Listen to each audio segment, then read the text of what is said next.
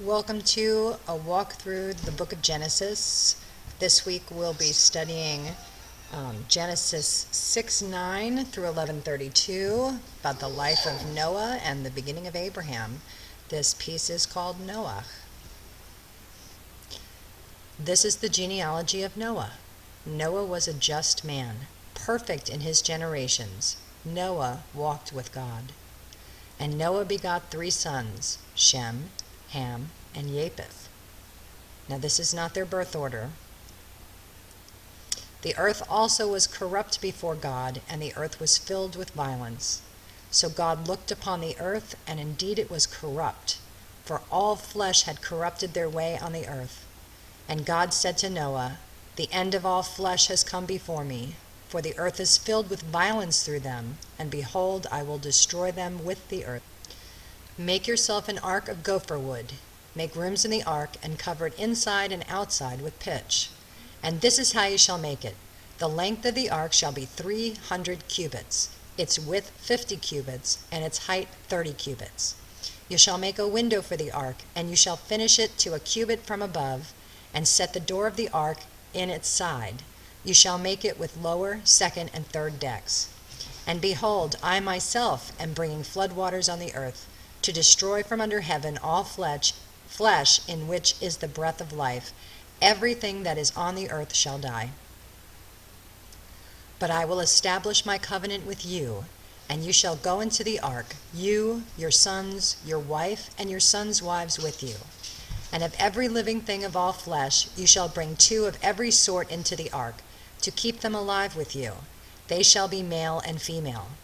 Of the birds after their kind, of animals after their kind, and of every creeping thing of the earth after its kind. 2 of every kind will come to you to keep them alive. And you shall take for yourself of all food that is eaten, and you shall gather it to yourself, and it shall be for food for you and for them. Thus Noah did according to all that God commanded him, so he did. Notice how detailed God is. He told Noah, you build the ark, you gather the food, this is how you build the ark, and all the animals will come to you. Then the Lord said to Noah, come into the ark, you and all your household, because I have seen that you are righteous before me in this generation. You shall take with you 7 each of every clean animal, a male and his female, 2 each of animals that are unclean, a male and his female. Also 7 each of birds of the air, male and female, to keep this species alive on the face of the earth. For after 7 more days I will cause it to rain on the earth, 40 days and 40 nights, and I will destroy from the face of the earth all living things that I have made. And Noah did according to all that the Lord had commanded him. Notice that there are 7 of clean animals and 2 of unclean animals. There was a distinction between clean and unclean, and God had him bring 7 of the clean. And also, no one had ever experienced rain before. They didn't know what rain was. Noah was 600 years old when the floodwaters were on the earth. So Noah with his sons, his wife, and his sons' wives went into the ark because of the waters of the flood.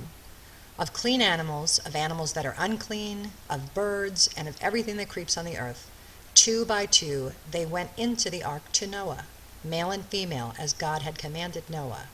And it came to pass after 7 days that the waters of the flood were on the earth. In the 600th year of Noah's life, in the 2nd month, the 17th day of the month, on that day all the fountains of the great deep were broken up, and the windows of heaven were opened, and the rain was on the earth 40 days and 40 nights. On the very same day Noah and Noah's sons Shem, Ham, and Japheth, and Noah's wife and the 3 wives of his sons with them entered the ark. They and every beast after its kind, all cattle after their kind, every creeping thing that creeps on the earth after its kind, and every bird after its kind, every bird of every sort. And they went into the ark to Noah, 2 by 2, of all flesh in which is the breath of life. So those that entered, male and female of all flesh, went in as God has commanded him, and the Lord shut him in. Now the flood was on the earth 40 days. The waters increased and lifted up the ark, and it rose high above the earth. The waters prevailed and greatly increased on the earth, And the ark moved about on the surface of the waters. And the waters prevailed exceedingly on the earth, and all the high hills under the whole heaven were covered. The waters prevailed 15 cubits upward, and the mountains were covered. And all flesh died that moved on the earth, birds and cattle and beasts and every creeping thing that creeps on the earth, and every man. All in whose nostrils was the breath of the Spirit of life, all that was on dry land died. So he destroyed all living things which were on the face of the ground, both man and cattle, creeping thing and bird of the air. They were destroyed from the earth. Only Noah and those who were with him in the ark remained alive, and the waters prevailed on the earth 150 days. Then God remembered Noah and every living thing, and all the animals that were with him in the ark. And God made a wind to pass over the earth, and the waters subsided. The fountains of the deep and the windows of heaven were also stopped, and the rain from heaven was restrained. And the waters receded continually from the earth. At the end of the 150 days the water decreased. Then the ark rested in the 7th month, the 17th day of the month, on the mountains of Ararat. And the waters decreased continually until the 10th month. In the 10th month, on the 1st day of the month, the tops of the mountains were seen. All right, the mountains of Ararat are in Turkey. So it came to pass at the end of 40 days that Noah opened the window of the ark which he had made. Then he sent out a raven, which kept going to and fro until the waters had dried up from the earth. He also sent out from himself a dove, to see if the waters had receded from the face of the ground. But the dove found no resting place for the sole of her foot, and she returned into the ark to him, for the waters were on the face of the whole earth. So he put out his hand and took her, and drew her into the ark to himself. And he waited yet another 7 days, and again he sent the dove out from the ark. Then the dove came to him in the evening, and behold, a freshly plucked olive leaf was in her mouth. And Noah knew that the waters had receded from the earth. Now the raven didn't come back, because the raven had dead things to eat. So he waited yet another 7 days, and sent out the dove, which did not return again to him any more. And it came to pass in the 601st year, in the 1st month, the 1st day of the month, that the waters were dried up from the earth. And Noah removed the covering of the ark and looked, and indeed the surface of the ground was dry. And in the 2nd month, on the 27th day of the month, the earth was dried. Then God spoke to Noah, saying, Go out of the ark, you and your wife, and your sons wives with you. Bring out with you every living thing of all flesh that is with you, birds and cattle and every creeping thing that creeps on the earth, so that they may abound on the earth and be fruitful and multiply on the earth. All right, I want you to understand that this whole experience of the flood lasted a year. So Noah went out, and his sons and his wife and his sons' wives with him. Every animal, every creeping thing, every bird, and whatever creeps on the earth, according to their families, went out of the ark. Then Noah built an altar to the Lord, and took of every clean animal and of every clean bird, and offered burnt offerings on the altar. And the Lord smelled a soothing aroma. Then the Lord said in his heart, I will never again curse the ground for man's sake, although the imagination of man's heart is evil from his youth, nor will I again destroy every living thing as I have done. While the earth remains, seed time and harvest, cold and heat, winter and summer, and day and night shall not cease. So God blessed Noah and his sons, and said to them, Be fruitful and multiply, and fill the earth. This is repeating what was said in the beginning of Genesis. And the fear of you and the dread of you shall be on every beast of the earth, on every bird of the air, on all that move on the earth, and on all the fish of the sea. They are given into your hand. Every moving thing that lives shall be food for you. I have given you all things, even as the green herbs. But you shall not eat flesh with its life, that is, its blood. Surely for your lifeblood I will demand a reckoning. From the hand of every beast I will require it, and from the hand of man. From the hand of every man's brother I will require the life of man. Whoever sheds man's blood, by man his blood shall be shed, for in the image of God he made man. And as for you, be fruitful and multiply. Bring forth abundantly in the earth and multiply in it.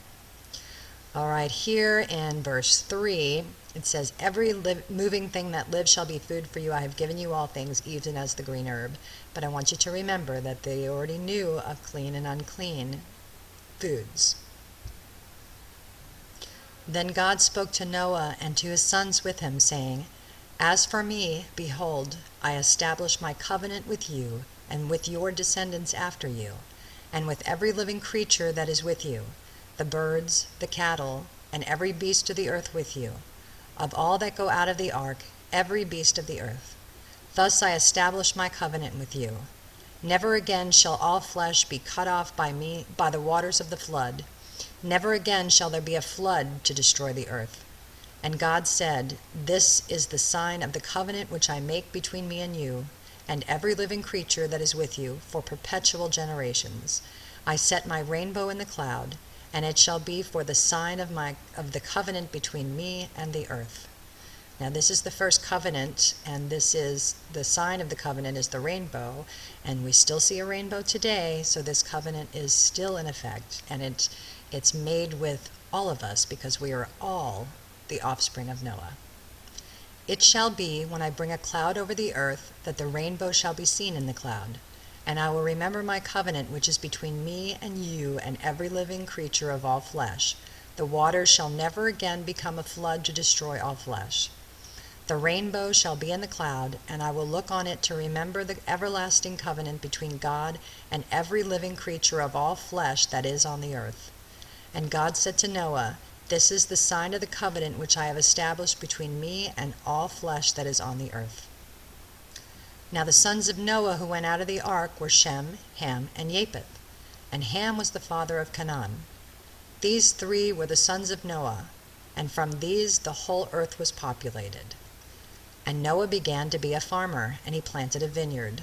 Then he drank of the wine and was drunk, and became uncovered in his tent.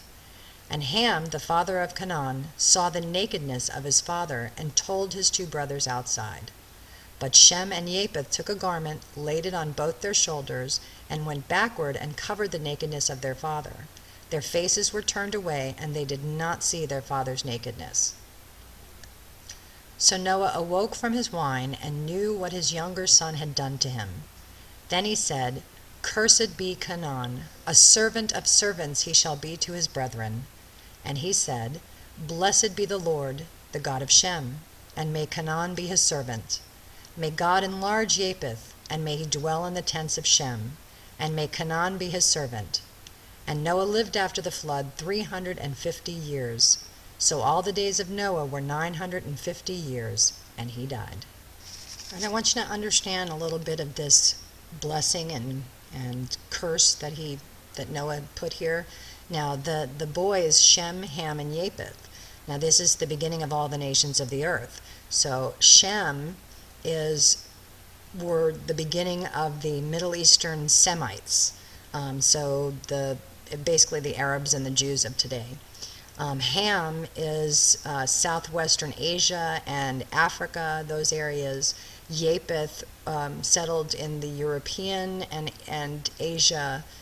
So you basically have every color of person known to man all started right here. Now this is the genealogy of the sons of Noah, Shem, Ham, and Japheth. And sons were born to them after the flood. The sons of Japheth were Gomer, Magog, Madai, Yavan, Tubal, Meshach, and Tiras. The sons of Gomer were Ashkenaz, Riphath, and Togarmah. The sons of Yavan were Elisha, Tarshish, Kittim, and Dodanim. From these the coastland peoples of the Gentiles were separated into their lands, everyone according to his language, according to their families, into their nations.